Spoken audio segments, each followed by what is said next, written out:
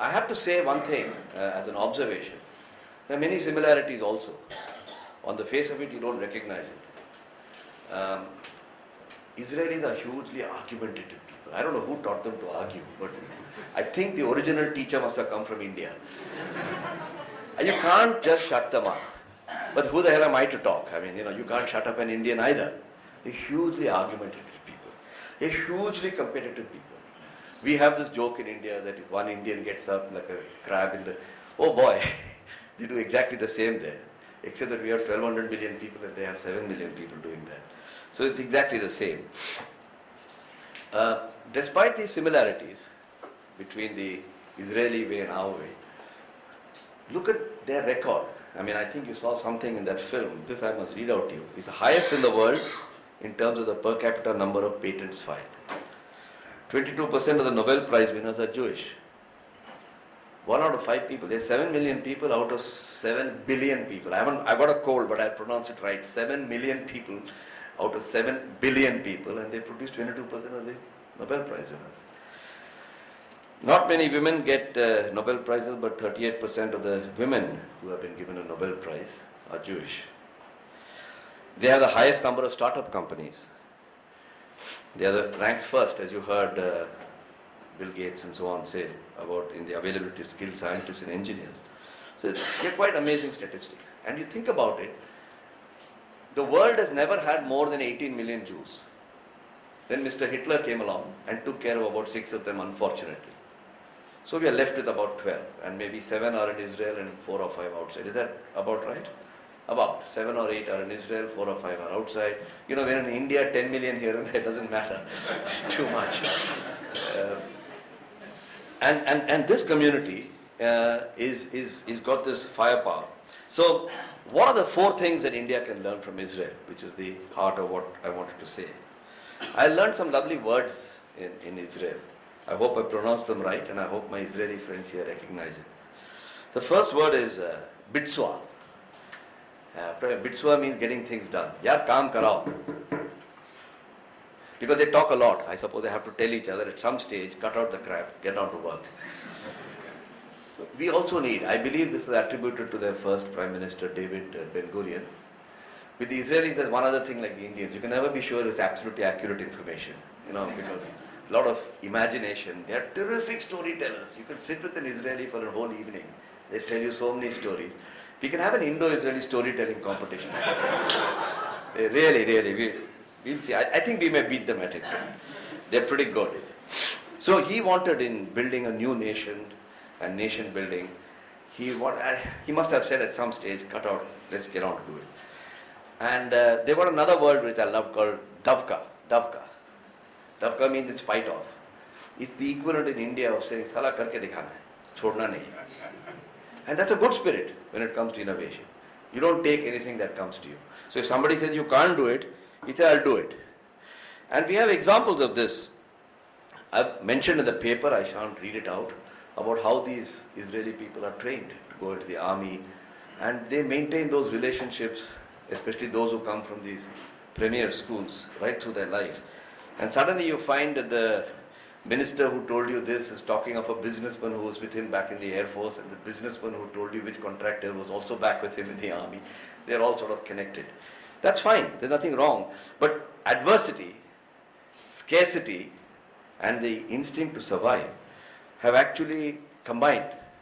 All the things that you think are bad have actually combined to create a very unique kind of a DNA. And I think that's something that we can all learn from. India has also done this, and so that you don't think that these are all written in various books and you have read them as much as I. I'll give you an Indian example. When we exploded the Pokhran bomb, you remember America said we won't give you supercomputer technology, and supercomputers are supposed to be absolutely essential in those days. I'm talking of the 70s. So the government got Param supercomputer developed here. And when Param supercomputer was finally proven and launched, the Washington Post carried a headline. It said, "Angry India does it again." Again. Where the first time was when we got cheesed off with the PL-480 wheat shipment stopping. We said we'll do a green revolution. And Mrs. Gandhi and Subramanian went after something which produced dramatic results, as we all know. So, as Dr. Mashelkar says, the challenge in India is how do you keep India permanently angry? Outside Parliament. Keeping them angry within Parliament doesn't help anybody, but outside Parliament I think is very helpful. So, I think we have that same spirit of Davka. We have that same spirit of Bitsua. We haven't coined a word for it, but it has demonstrated itself on various occasions when people say, I want to do this. I think we need to do a lot more of that. The second one I want to touch upon is overcoming the fear of failure.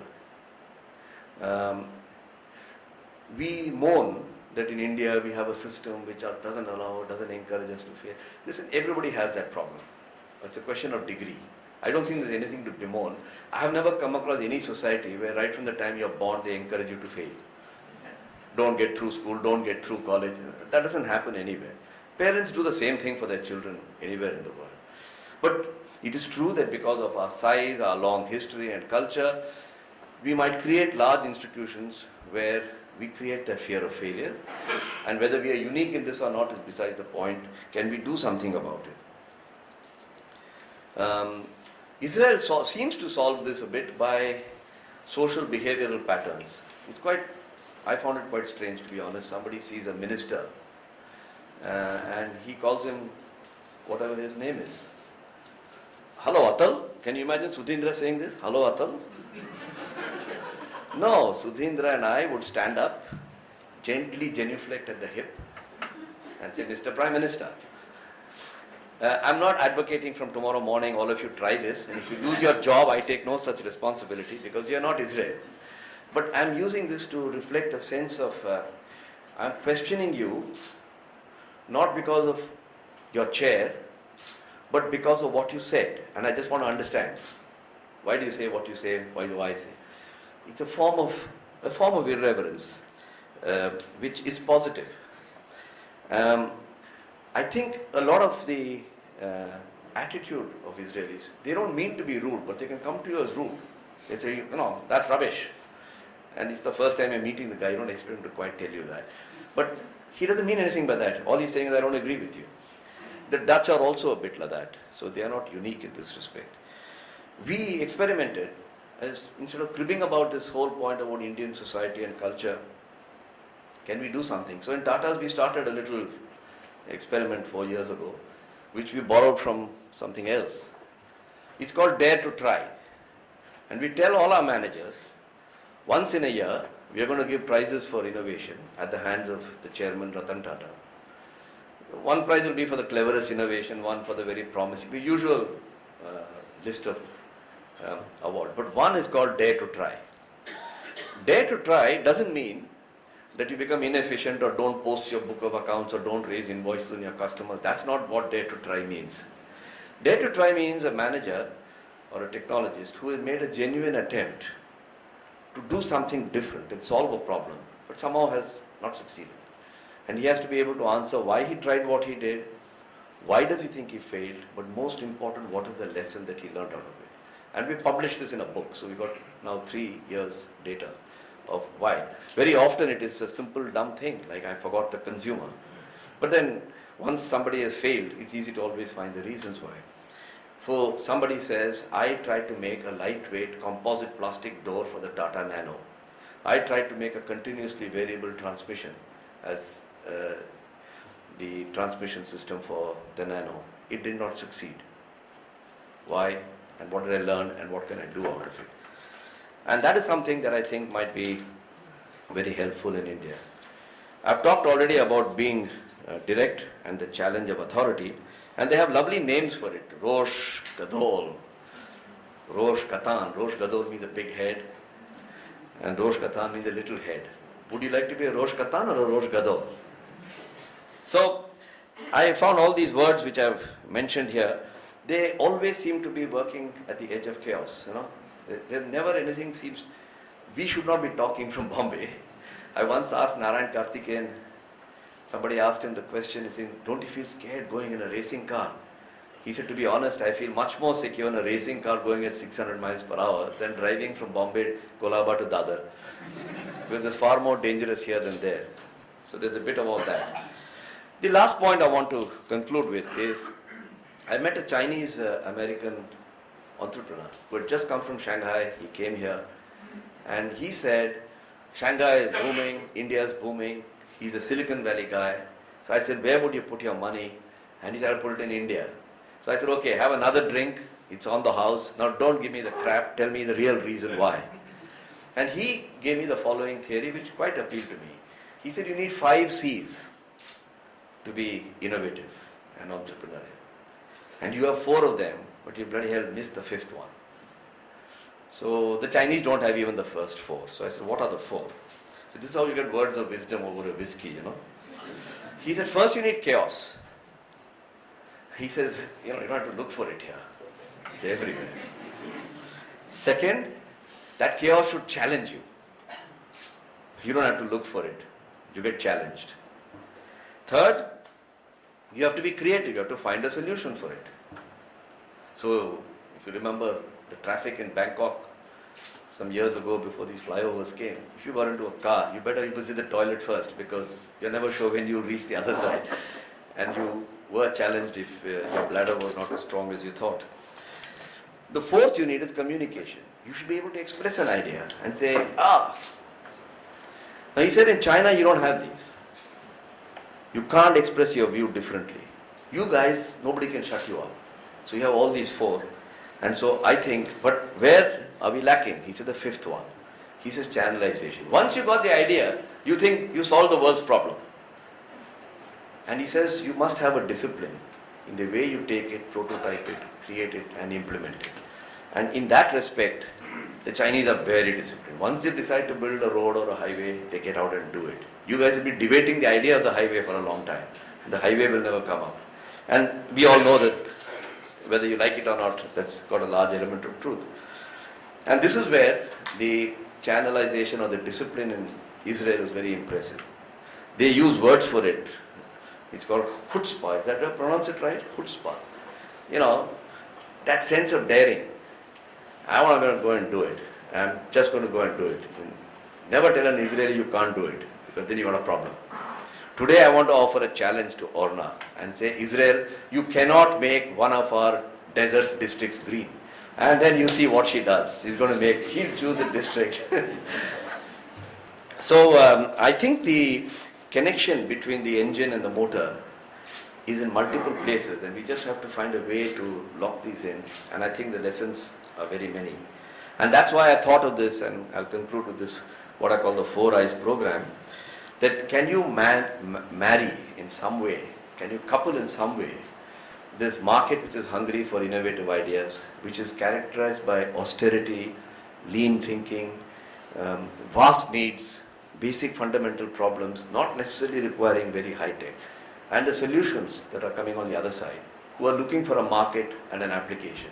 And in some ways, if you couple this, institutionally couple it, I mean, companies will go and some of them will do well. The Indian companies even bought Israeli companies. So we led a small mission, as Orna mentioned, and we brought out a little booklet which is available in case some of you are interested. But I think India as a whole, and in this I refer to Indian business as a whole, has to construct a way whereby they will be part of this coupling of these 2 machines. And therefore I said, is there a way they can create an India-Israel innovation initiative, 4 Eyes, so that we choose a few areas, and if the ORF would agree to be not a chamber of commerce, not a lobbying body, not another one of those, but to provide the intellectual basis to do this. I'm sure Orna will provide, and her colleagues here will provide all the help that's required.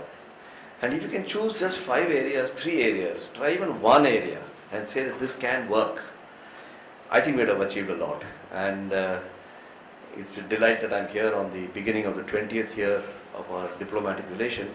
Nothing will secure our diplomacy more than trade. I wish we could do trade with Pakistan. I think a lot of our other problems will get resolved. But then it's a chicken and egg story, just like it happens for many other neighbors.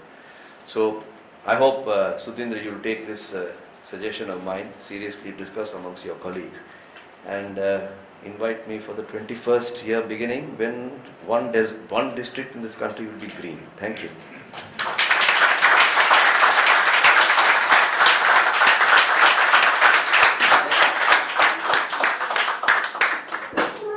Thank you, sir. I'm sure you'll agree with me that the wait was more than worth it, actually. Thank you very much. So now to connect to what Orna said about the beginning of the 20th year of diplomatic relations and what Mr. Gopal Krishnan said about tying the two countries together, I'd like to invite our chairman, Mr. Sudhindra Kulkarni, to talk about.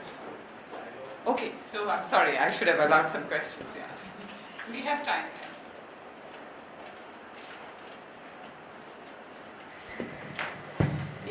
If you could please introduce yourselves. I'm Prakash Abalkar. My question actually is to both Gopal and Orna. Historically, Israeli innovation and Israeli companies with new products have always targeted the US market for two reasons. One, the diaspora that's present there is a very strong source of business contact. And the second thing is the much bigger economy. How do you see Israeli innovation targeting itself to the Indian economy, especially when they have a choice of much bigger economy? If it comes second or third, then it's probably not necessarily the best thing in terms of being innovative enough to drive a unique distinction or lack of making it difficult to compete, as you were talking about. So it's a question I'd really like both of you to comment on. I can only offer a point of view. I sensed during this visit, I've not made 20 visits before, so I'm not saying it has changed, but I sensed in this visit a genuine feeling from a diplomatic, political, economic point of view to start looking east more. They have looked at the west, you're right, for various historical reasons. And if they look east, there are not too many friends that they have. It's like you want to marry, there's only one girl in the east. You're not going to go to Iraq, you're not going to go to Iran, you're not going to go to Saudi Arabia. If you skip India, you cross Pakistan, then you're into territory where you can't go. So really, there's one lovely boy and one lovely girl. So I think the realization in Israel that India could be a great partner might be not fully matured yet. Just like in India, the realization that Israel could be a partner is not fully matured yet. But I believe it will not. Israelis can't even think that an idea that they have can have this kind of an application. When I talk to this water filter, they say, now that you say it, but I never even thought of it. So their attitude was, we don't know your problems. Tell us your problem, let us work at it. And give us your target cost, we'll work at it. So I believe that for that reason, the timing is about right. About right. I don't know. I tend to agree. I think that for years it was traditional not only to the United States but also to Europe. Most of our industry that's the easy way because we cannot really export much to our immediate neighbors, so we went a little bit more further. I think that in the past 3, 4, 5 years, and especially in the past 2 years, I think it's not only in Israel, but you could see it from other countries around the world, that suddenly, started to put more efforts into India and China. And I think that, my first posting was in China many years ago, and I think that many times, that's my sense, that in the West people tend to put China and India kind of in the same basket, the Chindia basket. And having been there and here, I think that in many ways, as I said at the beginning, there are much more similarities between Israelis and Indians. And when you come to do business at the end of the day, and I think that Gopala saw it also in Israel, there are many things that we kind of complement each other. And we do not compete with each other. And we find it's easier to work with each other. So it's kind of, it will take time. I think that it will not happen overnight. And on top of that, I have to say that also from the government side, we, in recent years, at least in the 2-3 years, the past 2-3 years, the government puts much more efforts trying to assist those companies coming into the Indian market. getting to really expose the Indian market. We do a lot of seminars, we bring a lot of delegations, because many of the business people at the beginning, they really don't know India. They are kind of afraid to come to do those first steps by themselves, and this is where the government comes in and really invest money into that. So I think that all of it together really brings more and more companies here. I was told, I didn't even know that there are more than 1,000 companies here, Israeli companies that actually operate today in India. It's really a large number for such a small country. And I'm sure that if we have the FTA, it will even grow more. Another question? Does somebody, please. I'm Admiral Bangara, retired. Did you manage to have a look at the educational institutions or get a feel of the type of education as compared to the best that we offer in India? What did you really find which is totally different in their approach? We did visit 2 universities. They are very impressive in their facilities. A lot of them are NRIs, literally non-resident Israelis. I mean, they sort of either come home or they are visiting. Like in many education institutions, in some of them seem to be very deep in a very narrow specialization. And I could see an effort, which is perhaps outside the academic and the research faculty, to become more application oriented. I forget the name of the organization. TTO, Technology Transfer Organization. So they've created organizations which can take and commercialize this, so that if you talk to a professor and he said go to the other professor, and before you know what's happening you're surrounded by 20 professors, you're not going to get a solution. The TTO undertakes to do that. I think comes under the Prime Minister or Foreign Minister or Industry. No, it's an organization that the university Has set up, yeah, right. so the university wants to transfer the technology that's being invented by the professors. But you know, there are lots of specialists in the areas which are very relevant, particularly for them, in microelectronics, in water, agriculture, in life sciences, pharmaceuticals. Those were some of the things that leapt out at me. I'm sure there are many other areas they have.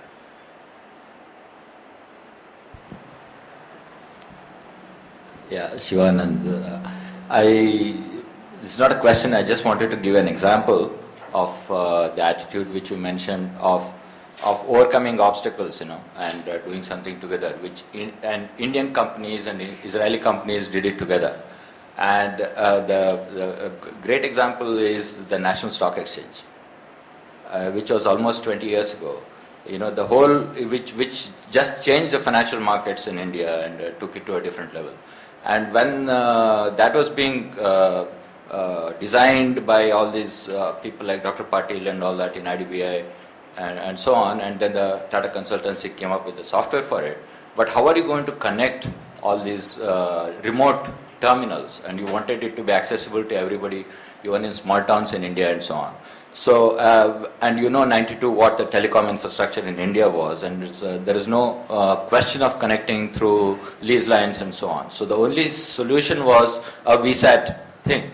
But then it had to be on Indian satellite platform, and INSAT had only C-band and extended C-band. And all the American suppliers were saying that extended C-band is no way, you can't do it, you have to go to Ku-band. And none of the Indian satellites were capable of providing Ku-band. An Israeli company called Gilat, if my pronunciation is correct, they came up with the extended C-band VSATs today, and the entire NSE network in thousands of towns and thousands of terminals works on that. Thanks. It's a beautiful example. Okay, yeah. I also wanted to, if I may add a comment about this technology transfer organization. I did my PhD at Indian Institute of Science, Bangalore, and they had the equivalent of this, except that we can't have just one institution in the country. It's called the CSIC, Center for Scientific and Industrial Consultancy. And what they did was transfer technology from professors in IISc into the industry, or if industry brought them some problem, then they put them in touch with the right group to solve the problem. But, I don't think we've multiplied them enough. I think in all fairness, I must say that converting academic research into commerce is not the high point of Israel yet. They've recognized it and they're doing something about it, but it didn't sort of leap out at you. So you got people doing TTO, you got venture capital guys trying different models, and I think it's only in the last 5 or 10 years that they really started to do this in a serious way, in a scalable way, and they'll get there. Because I made the mistake of saying, I doubt if you guys can do it, so then we'll do it and show you. So they'll get there.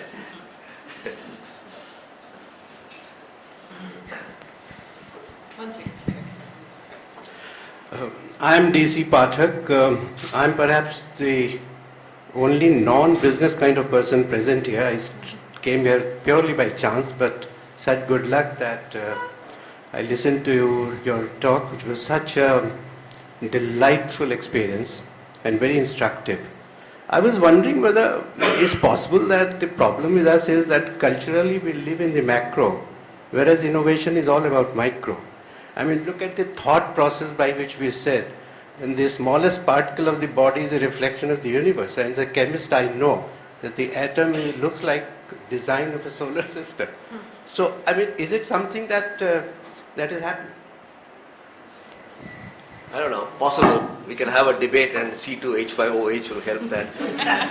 But let's get something moving. This is the point I made about the fitment between a holistic approach and a micro approach. And I think they are not either or. I am really, more and more over the years it's happened, probably Israel for me was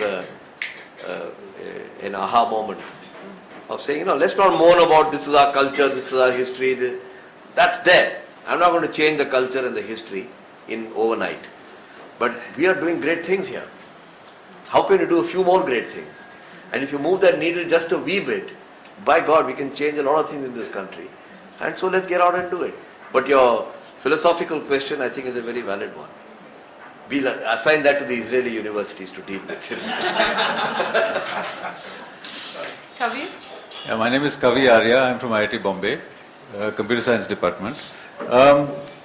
I spent a year as a chief technology officer in a large Indian company a couple of years ago, and the observation there was that much of this thing that is a kind of a colonial artifact in our mind, that to get any technology we have to go out, right? Unfortunately or fortunately, there is a lot of good technology within the country, in academia, in various institutions, but we don't have the mechanism to reach out to it. I've been in industry, so I've seen that it's very sporadic, the instances in which you have some kind of mechanism with which technology can actually be spotted and brought out and actually turned into a product. And it's a problem of our mindset. Like I believe in Israel, in Tel Aviv University, they have a very, very sophisticated mechanism and innovation organization which is constantly scouting around for innovation, and then once they trap it, right, they take it all the way and gestate it and bring it out into a product. So we need something like that, and I wonder if anybody here has any ideas as to how something like that could be created in the Indian context, because the Indian academic scenario has changed a lot from its very sleepy, teaching-oriented days in the past. There's a lot of active research going on, faculty which have come back from Ivy League universities in the US and all over the world. So there's lots of cutting-edge innovation going on. Okay. I'll offer a point of view, because there's nothing else anybody can do in this situation. I wonder whether you're right to want to replicate the model that you have in your mind. I wonder how India can do this. India has to be India. We will do things in a certain way, and over a period of time there may be an evolutionary process by which it may get modified. I am not against a targeted approach to innovation. I use the metaphor that the analytical basis of science in the West and the principles of physics and mechanical engineering drive the way Western innovation is done, and the principles of biology seem to, and a holistic approach seem to work in the Eastern.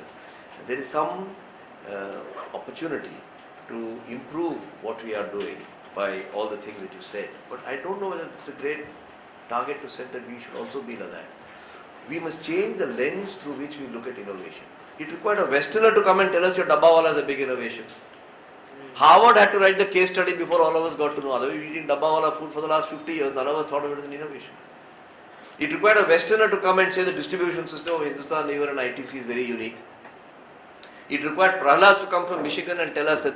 So we are doing things, but somehow we don't have the self-esteem to say, hey, that's very clever, can I do this even better? This does not necessarily apply to university science. I'm making a broader point in the social arena. In the university area, I'm not sufficiently experienced to. I think there's a lot of terrific things happening out here. We just have to figure out a way to make more terrific things happen more frequently. And not necessarily by following the linear models of the West, but by following the circular models of the East as well. And I think the genius will lie in combining the two, which is why I'm attracted to the coupling the Israeli engine and the Indian motor. I mean, there are things, I'll give you an example from Tata's. Forgive me, I'm taking Tata example because I cannot take other people's example. In 1892, Jamshedji Tata set up the J.N. Tata Endowment Fund. Would you consider it an innovation? It's not going to get the Nobel Prize. Nobody is going to say anything great about it. It's happened in 1892. Most of us have read it. We've forgotten about it. And it's the world's first trust. It's the world's first trust. I'm leaving out family trusts and so on, which to build a temple in your village, I'm not taking public trust. What made Jamshedji Tata think of this in 1892? Second, it's a trust where you're not given a grant, you're given a loan and you have to return the money. There's a fund called Acumen Fund. It's run by Jacqueline Novogratz. She's a Wall Street lady, very talented, very bright. Her Acumen Fund, you please Google Acumen Fund, you'll be seeing rah about it. It was set up 4 years ago as a great social entrepreneurship fund, hugely innovative. She came to see me and I said, congratulations, it's damn good, but we got a guy called Jamshedji Tata who did this about 100 years ago. She was quite shocked. But that good American, she was complimentary. I think we have to change the lens through which we see innovation. There are a lot of innovative things. We must see its virtue and step up. That is my humble view. None of you would have known that this was the world's first trust, would you? No, we didn't. When I tell you, now I will keep saying this till I'm proven wrong. That's what scientists do anyway. They give you a piece of data and until it's proven wrong, it's right. So, there are many people in Tata's don't know this. There are Tata people here. Pankaj, did you know this? I was part of CS, so All right. He's part of the research team. Sorry. Good. I just wanted to have your opinion on a slightly different note. Ashok, please, for yourself. I'm Ashok Kalbak from PAN-IIT alumni. The point I'm trying to understand is everyone talks of so many people, so many patents. In India, traditionally I thought this bits of knowledge was always considered society owned and not individual owned.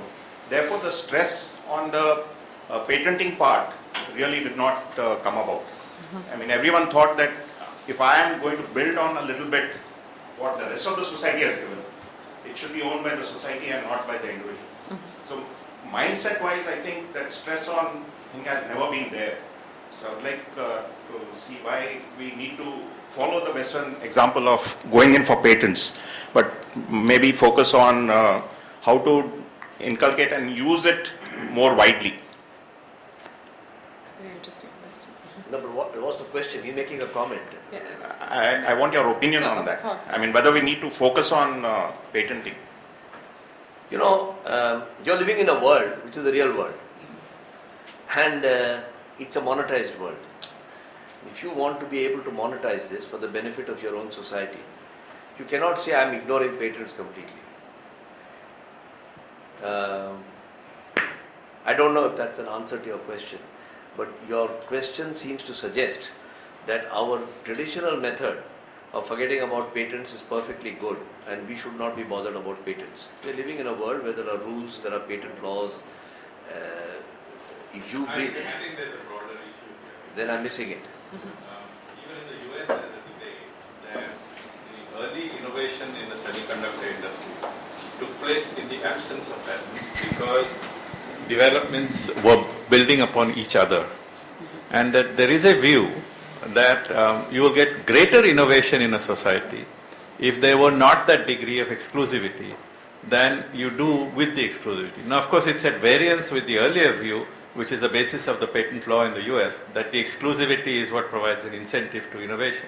But this is a more holistic view, to use your analogy. It says society as a whole becomes more innovative if there is less of these kind of restrictive provisions for use of inventions, because the people build on each other's innovation. And therefore, for instance, in software, you had copyleft movements, you had the open source movement, and that is part of that societal change, saying that you'll get greater innovation if it is open rather than if it is excluded. The jury is still out on that, but I think that is the point that perhaps he was making. Slowly we are heading to where India will probably go back to the ages when, I always like to tell my American friends, Columbus came looking for us and found you by mistake. So in the same way, slowly we are heading back to that era when India will be leading the world, in which case even these systems, which are causing so much of heartache everywhere else, I think we should come out with a unique system which is typically time tested over so many centuries, and probably go that way. I think the jury is out on that particular point, so it's difficult to, who's heard of Tim Berners-Lee? Okay, but he's not worth $45 billion. He's not got the world's largest foundation, but perhaps he deserves to, because he said this is for the people. The penetration of Tim Berners-Lee's internet is far more than Microsoft software. But if I say Bill Gates to anybody understands. Nobody understands Tim Berners-Lee, or very few people do. So I know that the debate is going on. I don't personally have a strong view on one or the other, but I know one thing. If you're protecting your gold pen and your ring, then I will also protect mine.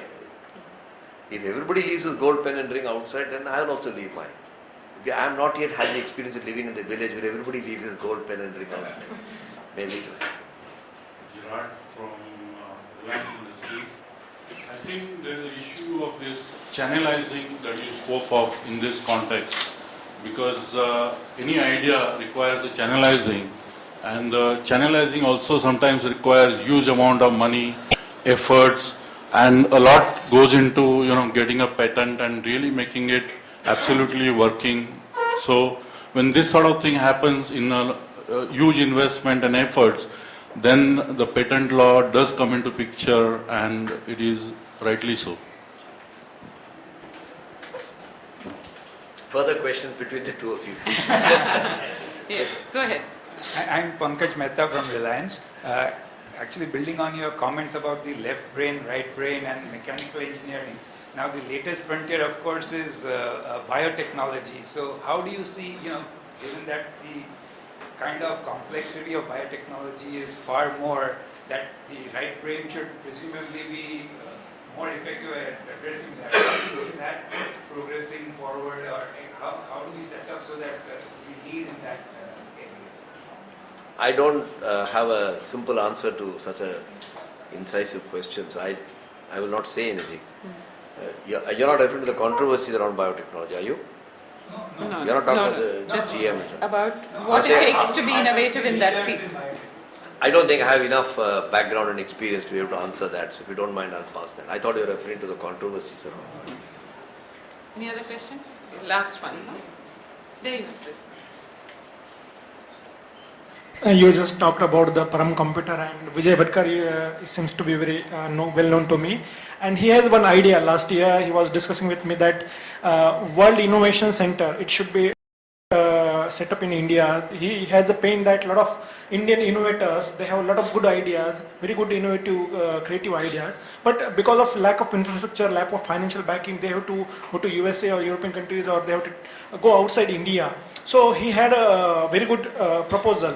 And he discussed with me. I also carried forward this proposal to a lot of corporates, and he also was discussing with me. But no corporates and government authorities are interested in investing in innovation, because innovation needs a lot of time, a lot of energy, a lot of financial backup. So your Tata Innovation Forum has any plans to support financially to such kind of innovators, such kind of scientists in India, so that they should not go outside India? They should, whatever backup, whatever infrastructure is needed to innovation, for innovation should be provided in India. Is there any plan about Tata Group? No, the Tata Group innovation, it's not fund but forum. Makes a big difference. So we call it a Tata. Basically, problem is that government is not ready for innovation to No. invest, and corporates are also not. They just want to pay some money and copy the innovation and trade it and earn the money. Nobody is ready to invest in the innovation. So So, you is might- there any plan? You might have read that the National Innovation Council is in fact contemplating, I think it's $500 million, if I remember right, a certain sum of money. I hope I'm not wrong in saying 500 million or is it 500 crores to start with, for exactly what you said. But it is true, many countries suffer from financial infrastructure, entrepreneurial risk-taking infrastructure. So it's not just a question of an attitude. And so your point is a valid one. And I don't think there's any magical short answer. Tatas have a tradition of doing very good for India. So, any plan of in future? Any We- plan to have funds, such kind of funds? I do not believe, I am aware that Tatas have You set up are a fund. executive director of Tata Sons and I don't mind being demoted, but I don't think we have a fund yet.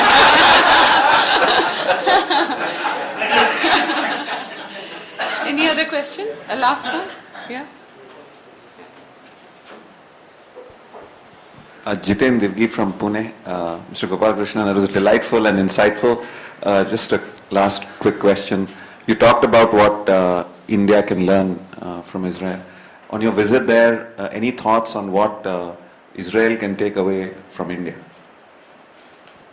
The Israelis don't think lean. They are very Western in that sense. And what I found the most enduring, in my simple way of looking at it, is the opportunity to couple this. That some of the ideas that they have can be applied in a very low cost way. But they would have never thought of it because it wouldn't strike them. They would never have made a nano car. But if you go and tell them that this is the condition in which maybe they could have developed it, why would it strike them? So that's the connection that caused me to suggest this paper and entrust the task to my dear friend. Okay, so now to. Quick comment, not a Yeah. question, just to continue. Go ahead. Pradeep. Mike, please. I can speak loudly. I was just completing the thought about the society of not having patents.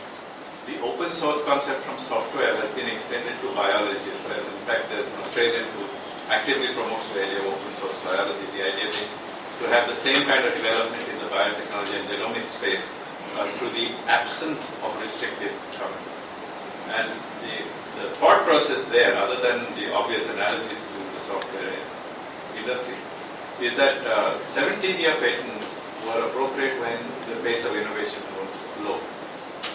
And perhaps the way to combine the two thoughts of patent protection as a way of incentivizing innovation and more sharing of technology so that it can build on each other and develop in the society faster is to restrict the patent period.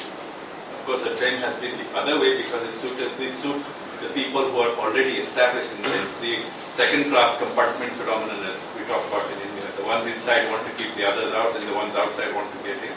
But so from a societal point of view, you probably need to combine the two by restricting the period of the patent protection to perhaps 5 or 7 years instead of 14 and 20 years.